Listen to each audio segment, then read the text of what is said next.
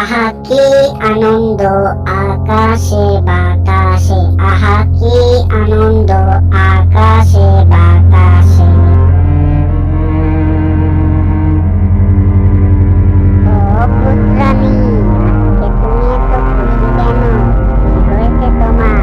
আর বলিস না রে তুমি, কালকে আমি একটা লোককে ভয় দেখিয়ে তার কাছ থেকে একটা আইফোন নিয়ে নিয়েছি। আইফোনটা মনে হয় অনেক দাম। না ভূতরানী, তুমি এটা ঠিক করনি। কারো জিনিস না বলে নেওয়া উচিত না। এই টুনি, তুই আমাকে একদম জ্ঞান দিতে আসবি না। আমি এত দামি আইফোন ফেরত দেব না। দেখি তুই কি করিস। যা, তুই তোর বাড়িতে চলে যা, আর আসিস না।